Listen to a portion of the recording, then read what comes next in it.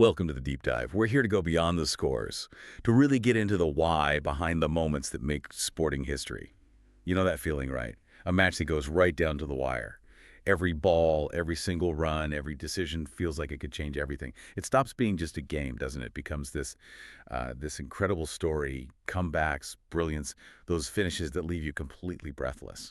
You've absolutely nailed it. Those are the games that stick with you. You replay them in your head thinking about all the little moments, the strategies. It's human drama, really, as much as sport. And today, that's exactly what we're diving into. The second one-day international, South Africa versus England. Lords, September 4th, 2025. This wasn't just any old match. This was the one that clinched the series for South Africa. An unbelievable finish. Yeah, absolutely spectacular. We're drawing mainly from ESPN.com and Reuters for the blow-by-blow today. Detailed stuff. So we can piece together how it all unfolded, not just the what, but the how and why of it all. Exactly. Our mission here is to unpack those key moments, the players who stood out, the tactical calls that led to South Africa just edging it, and securing a genuinely historic series win. By the end, you won't just know the result, you'll understand why it was so significant. All the twists and turns. Right, let's get straight into it. The first innings, South Africa batting. It was a bit of a roller coaster, wasn't It certainly was. England won the toss and, interestingly, put South Africa in to bat first. it? Yeah, what was the thinking there? Lord's series decider? Bit of a gamble, perhaps. Oh, I think it showed England's intent, didn't it? Aggressive, maybe hoping for a bit of early movement, some swing under clouds, perhaps. Put the pressure on South Africa right away, make them set the total, a strategic roll of the dice. And for South Africa, that meant, okay, we need to build something solid here, a fortress, like you said. And initially they did just that. The openers, Markram and Rickleton, they looked pretty comfortable. Yeah, put on 73.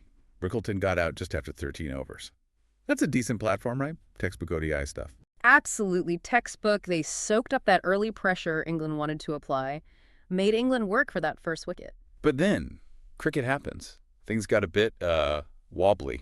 That's one way to put it. Okay, let's unpack this bit because it's crucial. After that good start, suddenly, trouble. Bavuma, the skipper, gone for just 4.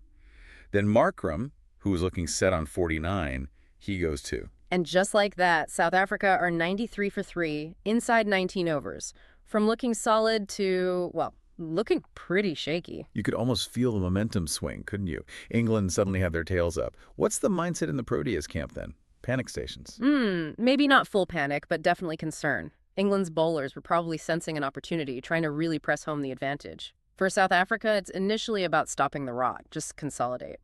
But then Matthew Britsky steps up. Ah, yes, Britsky. Player of the match in the end. 85 runs off 77 balls.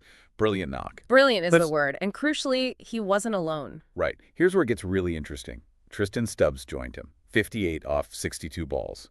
And together, they put on 147 for the 4th wicket. That partnership wasn't just a recovery, it was a complete momentum shift. How did they do it? From 93 for 3 to basically dominating that middle period. It was just smart, calculated batting. Britsky in particular seemed to read the situation perfectly. He didn't just block. England brought on their spinners after the initial pace burst, and Britsky and Stubbs, they targeted them. Not recklessly, but, intelligently. Rotating the strike, finding the boundaries when they needed them. Exactly. They took the calculated risks, didn't let the bowlers settle. They basically dismantled England's mid-innings plan and put South Africa firmly back in control. Huge turnaround. You could feel the belief flooding back. They'd wrestled control back completely. But then, another twist. Cricket's never simple, is it? Never. A moment of chaos. Stubbs gets run out around the 41st over mark. Oh, that run out. A mix-up with Theowald Brevis, wasn't it? Someone changed their mind about a single. Looked like a classic brain fade. Yeah, one of those moments. Could have totally stalled their momentum again. Given England a massive lift just when they needed it. It felt like it could have been a collapsed starting point. It could have. But credit where it's due. Looks like the captain, Bavuma, got a quick message out, settled the nerves. Brevis and the incoming Bosch needed calming. And they did push through.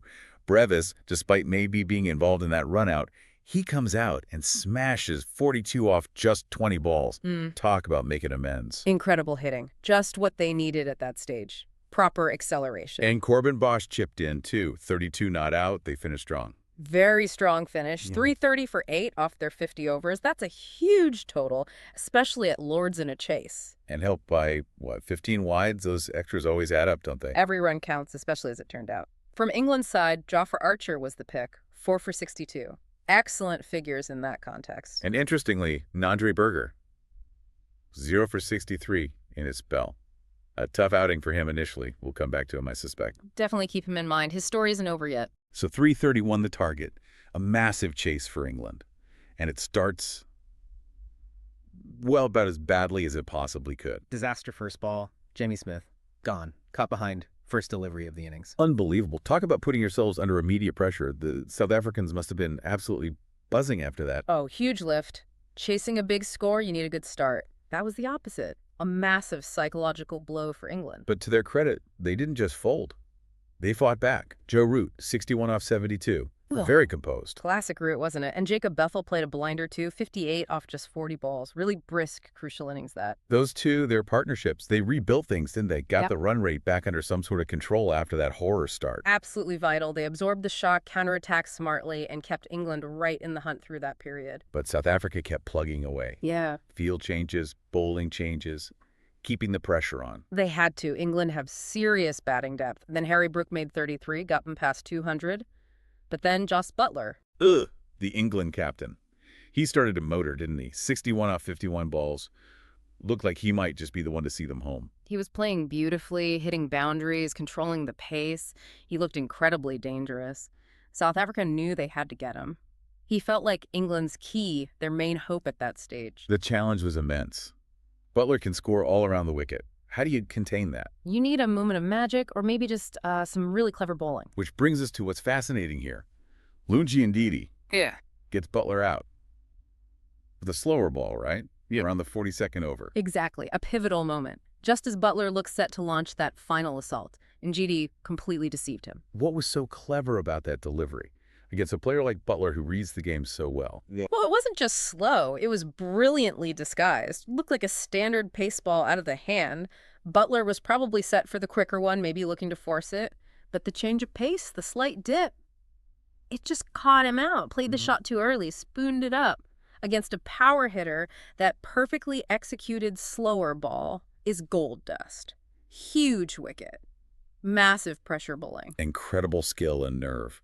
And that wicket really opened the door for South Africa, didn't it? It did, and this is where Nandre Berger comes back into the story. Remember him, 4 for 63 in the first innings. Yeah, had a tough time with the ball initially. Both talk about redemption. He was absolutely brilliant at the death, truly shown. He struck twice in the 47th over, didn't he? Got Carsey and then Will Jacks. Back-to-back blows almost. Huge wickets. He finished with 3 for 63 in the end. Those slower balls, the variations he'd maybe struggled with earlier, they were working perfectly now. Decisive spell. What a comeback for him personally, and crucial for the team. He really broke the back of that lower middle order. Couldn't have timed it better. That's what top-level sport is about, isn't it? Coming back, delivering under pressure. His contribution there was immense. The tension by now must have been unbearable. Every single ball. Adil Rashid gets run out. Another wicket down.